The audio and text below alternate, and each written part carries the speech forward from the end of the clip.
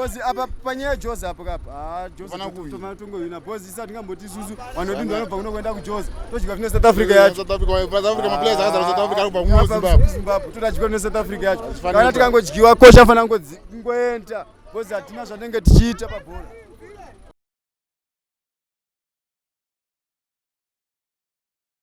Totowina nekuti tunoziva Zimbabwe iri nyika yedu inotogona bhora. Nyangwe zvirizvo yaenda kumusha kusiri kwaya kuSouth Africa asi Zimbabwe inotowina. Tiri kutowina 2 goals kana more goals kubva ipapo. Zimbabwe against South Africa. Maonera kuti kuona Zimbabwe ine upper hand yekuti inokwanisa kuwina.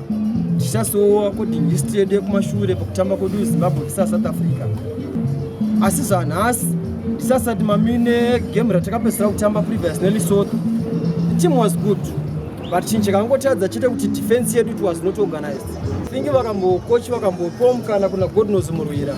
Anokwanisa kumako kuona zvatinomboona wachiita sekuti munhu anotamba zvatinchiona izvo anoitawo caps. Tazoro paZimbabwe pakachinjwa strike force panakadewere pombopinzwa vamwe vafana vechidiki. Nakipo chinjwa zvinogona kuita kuti zvireruke.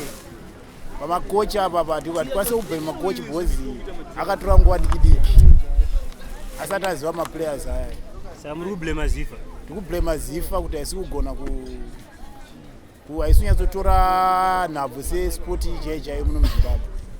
Zifa ndaite preparation yakati kurei, kocha achigadzira zvinhu zvake achiziva maplayers ake. So far kuti asodai amborekedza kuisa vanhu vari kuchando kunyanya ndatambise chero vari muno vachikuda kugadzira zita because vanakadewere vakuita bhora rechisalada vasigona kushuta. Zimbabwe inowina 2-0. Zimbabwe inotowina. Bhora redu isusu remuno muZimbabwe rakanaka. Asi bhora redu rine ma1-2 yakuda kuchinjwa vakafana paCB pepe. Pakaiswawo munhu anonyatsa kutamba bhora redu zvakanaka ipo pepe. Tobudirira. Basi nhasi bhora redu rakanaka. Inogona kurawo 2-1. Zimbabwe inowina 2-1.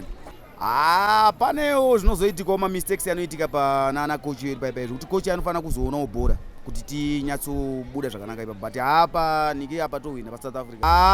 Short preparation hatisi kutora nguva tichiona tichitaura nyaya yebhora, hatisi kutora nguva yakareba asi tikawana mukana wokutaura nemaplayers tinowina because coach yedu ndiye ari kuzopota asingazonyatsokuona bhora redu yacho.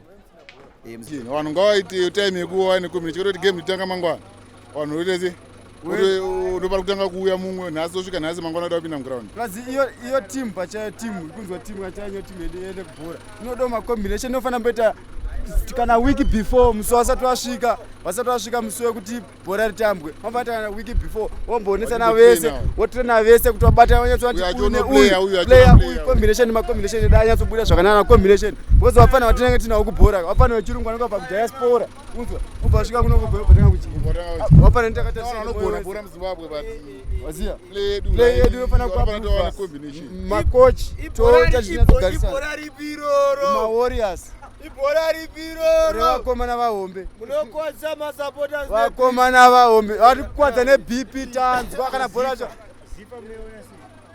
Ziva chimwe chichemo chatida kuita imwe nyaya menosemaonera tinomboitawo yekuti kana vanhu vachinge vatambawo ngavapiwe mari dzavo mune zvakanaka kozi vamwe anopedzera akuramba kuuya nekuti mari dzake hadzina kubuda in time yaari kuda. apa paJozi tofana kuirova 3-0 tivatonge mamisana 3-0 kuti isu tinyatsomira zviri step.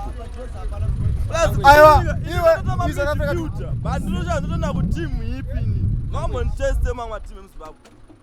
Bozi apa panyaya Jozi apo kapa. Jozi tomatungo bozi isati ngamboti isusu vanodinga vanobva kunokwenda kuJozi. Tochika kune South Africa yacho. South Africa maplayers akazara South Africa kubva mu Zimbabwe. Todachika kune South Africa yacho. Kana tikangodyiwa kosha fana ngoenda. Bozi hatina zvatenge tichiita pabhora.